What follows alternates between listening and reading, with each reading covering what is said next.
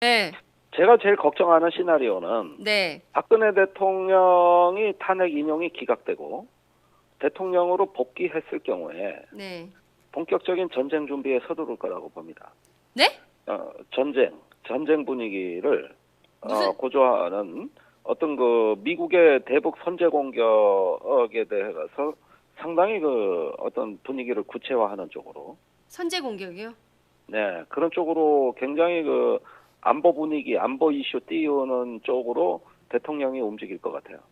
그러니까 결국은 이 탄핵이 국가의 명운을 가르는 판결이 될 겁니다. 음. 그런 것들이 가장 걱정스럽고, 네. 또 탄핵이 인용됐다 하더라도 네. 현 황교안 권한 체제가 붙들고 늘어지는 건 안보밖에 없어요. 네. 그런데 최근에 미국이 대북 선제 공격이 다각도로 검토된 건 사실이고요. 네. 중국에 제가 가 있었는데 네. 중국의 그 상당수의 전문가들은 한국 정부가 미국의 대북 선제 공격 계획을 동의하고 협력하고 있다고 알고 있더라고요. 네. 이것도 상당히 심각한 문제입니다. 어. 그래서 결국은 네. 지금 탄핵의 촛불 열기를 안보, 전쟁의 문제로서 또다시 대체해버리는 프레임 전쟁이 진행될 것이다. 음. 이게 제가 생각하는 앞으로의 어떤 집권 세력의 의도라고 봅니다. 지금 지금 시간이 다 돼서 더는 말씀을 좀 나눌 수 없는데요. 저희가 조만간 의원님 다시 연결을 좀 해서 소식을 좀 들어야 될 것 같아요. 의원님 필요하면 내일이라도 좀 나오셔가지고 설명해 주실 수 있죠. 팟짱 애청자들을 위해서. 예, 네. 알겠습니다. 네, 오늘 시간이 없어서 여기서 마무리하도록 하겠습니다. 고맙습니다. 네, 고맙습니다. 김창수 원장님 한 말씀도 못했어요. 아니 김정대 의원 이야기 듣는 중입니다. 아, 저는 끝나면 이제 또 할 거니까. 그러니까요. 예. 예. 다음에 만나요. 예, 안녕 안 하세요, 서로? 안녕히 계세요. 안녕히 계세요 하는 거였죠. 예. 빠이빠이. 예, 저희가 조만간 다시 또 모시겠습니다. 고맙습니다. 네. 예. 예. 자, 지금까지 김종대 의원하고 저희가 말씀을 좀 나눠봤고요. 계속해서 저희가 김창수 코리아 연구원 원장님 모시고 좀 말씀을 좀 이어가 보도록 하겠습니다. 우선 김종대 의원님께서 이렇게 보신 이 판단 원장님 어떻게 보세요? 저는 중요한 이야기 몇 가지를 지금 김정대 의원께서 하셨습니다. 네. 저는 첫 번째로는 그 한민구 장관하고 국회 국방위에서 논란이 있었던 것들에 대해서 소개해줬죠. 네. 근데 그게 참 묘합니다. 그러니까 2016년 7월 8일 날 네.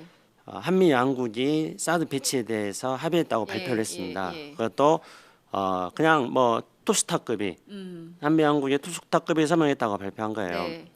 그런데 그 발표를 하기 바로 며칠 전인 7월 5일 날 네.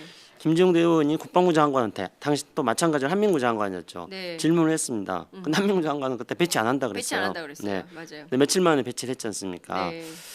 한민구 장관이 당시에 모르고 있었을 확률이 굉장히 높다. 네.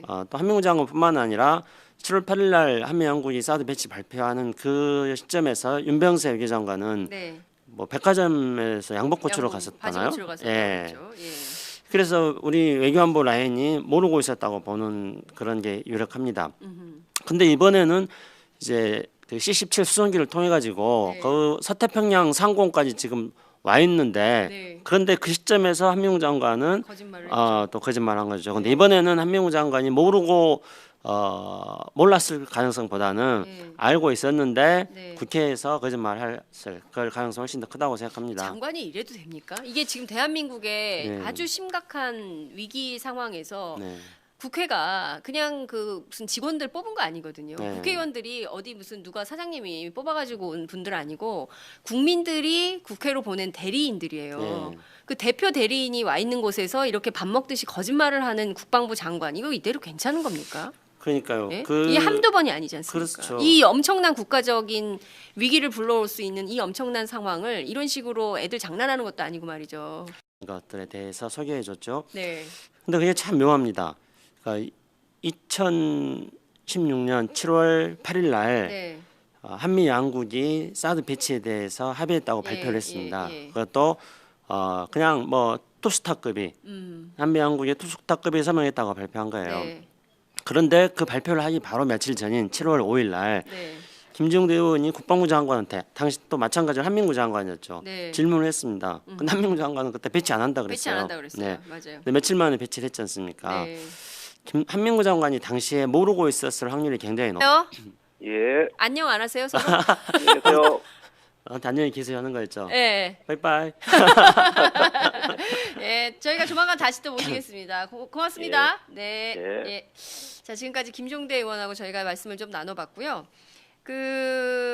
계속해서 저희가 김창수 코리아 연구원 원장님 모시고 좀 말씀을 좀 이어가 보도록 하겠습니다. 우선 김종대 의원님께서 이렇게 보신 이 판단, 원장님 어떻게 보세요? 저는 중요한 이야기 몇 가지를 지금 김재웅 의원께서 하셨습니다. 네. 우선 첫 번째로는 그 한민구 장관하고 국회 국방위에서 논란이 있었던 연결이 될 겁니다. 그런 것들이 가장 걱정스럽고 네. 또 탄핵이 인용됐다 하더라도 네. 현 황교안 권한 체제가 붙들고 늘어지는 건 안보밖에 없어요. 네. 그런데 최근에 미국이 대북 선제 공격이 다각도로 검토된 건 사실이고요. 네. 중국에 제가 가 있었는데 네. 중국의 그 상당수의 전문가들은 한국 정부가 미국의 대북 선제 공격 계획을 동의하고 협력하고 있다고 알고 있더라고요. 네. 이것도 상당히 심각한 문제입니다. 그래서 결국은 네. 지금 탄핵의 촛불 열기를 네. 제가 제일 걱정하는 시나리오는 네. 박근혜 대통령이 탄핵 인용이 기각되고 대통령으로 복귀했을 경우에 네. 본격적인 전쟁 준비에 서두를 거라고 봅니다. 네? 전쟁 분위기를 무슨- 고조하는 어떤 그 미국의 대북 선제 공격에 대해서 상당히 그 어떤 분위기를 구체화하는 쪽으로 선제 공격이요? 네 그런 쪽으로 굉장히 그 안보 분위기, 안보 이슈 띄우는 쪽으로 대통령이 움직일 것 같아요. 그러니까 결국은 이 탄핵이 국가의 명운을 가르는 전쟁의 문제로서 또다시 대체해버리는 프레임 전쟁이 진행될 것이다. 이게 제가 생각하는 앞으로의 어떤 집권 세력의 의도라고 봅니다. 지금 시간이 다 돼서 더는 말씀을 좀 나눌 수 없는데요. 저희가 조만간 의원님 다시 연결을 좀 해서 소식을 좀 들어야 될 것 같아요. 의원님 필요하면 내일이라도 좀 나오셔가지고 설명해 주실 수 있죠. 팟짱 애청자들을 위해서. 예, 네. 알겠습니다. 네, 오늘 시간이 없어서 여기서 마무리하도록 하겠습니다. 고맙습니다. 네, 고맙습니다. 그 김창수 원장님 한 말씀도 못했어요. 아니 김정대 의원 이야기 듣는 중입니다. 아. 저는 끝나면 이제 또 할 거니까. 그러니까요. 예. 예. 다음에 만나요.